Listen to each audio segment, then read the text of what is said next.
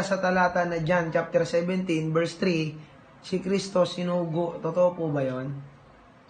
Si Kristo ay sinugo ng Diyos Ama, Diyos Anak, Diyos Espiritu Santo. Sinugo siya ng 3 persona para magkatawan tao upang tubusin ka sa kasalanan, Raven. Yan, minsan, Raven, sasabihin natin na sinugo si Kristo. Ang tanong diyan, kanino ba sinugo?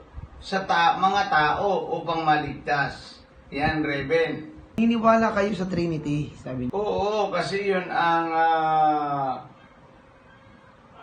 nasa Biblia eh. Trinitarian ang Diyos. Hindi kasi magkakaroon ng superpower at omnipotent power kung walang Trinity. Robert. Kasi Robert, ang ibig sabihin ng Trinity ay the power of God. Na kapag halimbawa ang power ng Diyos, yung paggawa ng tao, paggawa ng mundo, ang tawag diyan ay omnipotent power. Yung buong kapangyarihan ng Diyos ay diyan ibinuhos kapag sinabi omnipotent power. Pag sinabi ng Diyos, magkaroon ng tubig, nagkaroon ng tubig, magkaroon ng dagat, magkaroon ng araw, nagkaroon ng araw.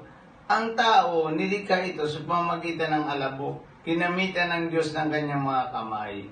Dahil ang ibig sabihin, ang tao ay special sa lahat ng mga nilikha ng Diyos.